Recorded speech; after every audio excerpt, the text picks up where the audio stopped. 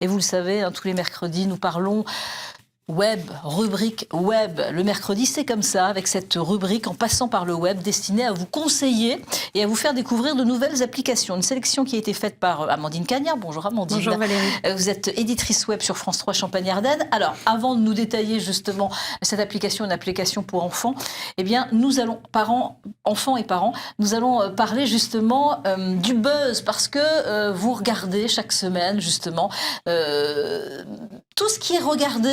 Mais alors, énormément, voilà, sur le web. Fois. Voilà, exactement. Et là, vous nous proposez justement de nous parler de cette pénurie de beurre. On en entend parler, ça arrive dans certaines régions, vraiment.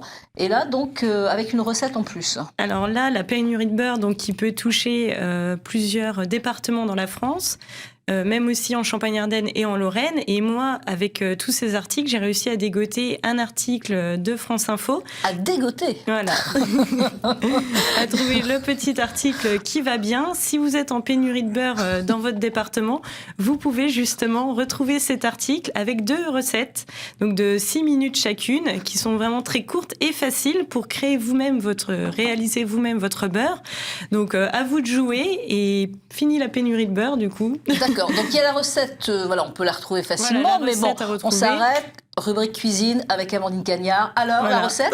Alors, comment on fait son beurre? Vous allez sur Facebook de France 3 Champagne-Ardenne et Lorraine. Toutes les instructions. Elle est pas mal.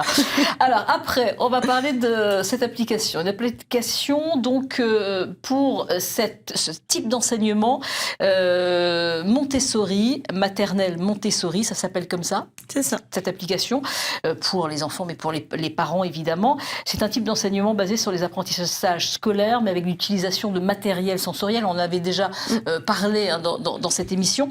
Alors, c'est une application gratuite? Alors là, c'est une application que je vous propose qui est gratuite le premier mois. Donc, c'est un mois d'essai que les parents peuvent suivre pour les enfants. Et ensuite, c'est 4,99 €, donc le mois. On peut s'arrêter, on peut résilier. Il n'y a pas vraiment d'engagement. On peut résilier quand on le souhaite. Alors, c'est une application pour les 3 à 7 ans. Donc, comme vous l'avez dit, Montessori, vous avez de la lecture, vous avez aussi des mathématiques, mais des arts aussi également, et la vie pratique. Donc là, l'enfant va pouvoir jouer et aussi mettre en place et mettre en œuvre de la nouvelle technique, en fait. Connaître un peu les bases, par exemple les mathématiques, calculer, apprendre les chiffres, les nombres. Ensuite, vous avez la lecture, donc la lecture de la même façon, entendre le son. Ouais. Les arts, donc là, ça va être un peu apprendre les couleurs. C'est de la pédagogie vraiment pour s'initier, connaître. Et enfin, la vie pratique, l'enfant va mener une petite vie virtuelle d'une école qu'il pourra justement de jour en jour changer, modifier grâce à des points que là, les parents pourront suivre.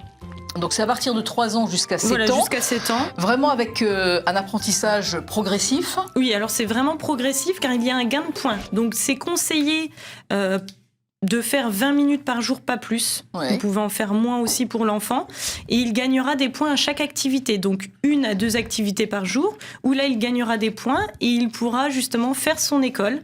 Et avec les tâches justement de vie pratique, nettoyer la salle de classe, ranger les livres.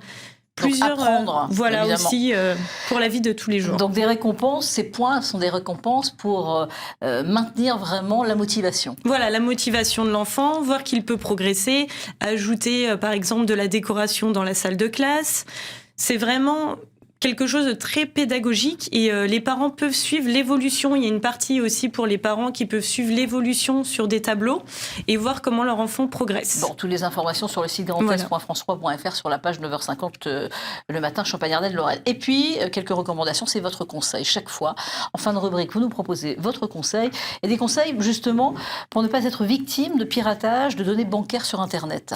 Alors là, c'est un conseil qui tombe à pic, puisque lundi, plusieurs d'entre nous ont reçu, alors pas tout le monde, mais plusieurs d'entre nous ont reçu un email demandant de renouveler sa carte vitale et pour ce faire, de donner ses coordonnées bancaires.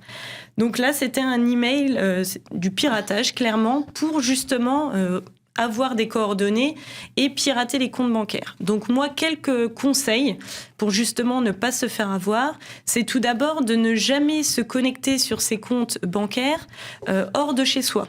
Si c'est une connexion non sécurisée, par exemple un Wi-Fi gratuit dans un bar, dans un restaurant, c'est possible. Ouais. Ne surtout pas aller sur son compte bancaire. Évitez de consulter, même de consulter ces données. Là, il peut y avoir un risque qui est plus grand car le Wi-Fi n'est pas sécurisé. Même si on a notre ordinateur, notre portable, car c'est un réseau. En fait, c'est la connexion Wi-Fi libre. Donc tout le monde peut aller dessus. Donc là, c'est pas du tout sécurisé. D'accord. Ensuite, chez soi, dès que vous recevez un mail d'une banque, par exemple, là c'était pour la carte vitale, si vous trouvez ça un peu bizarre, qu'il y ait une anomalie, vous contactez votre banque. D'accord. Toujours contacter votre banque.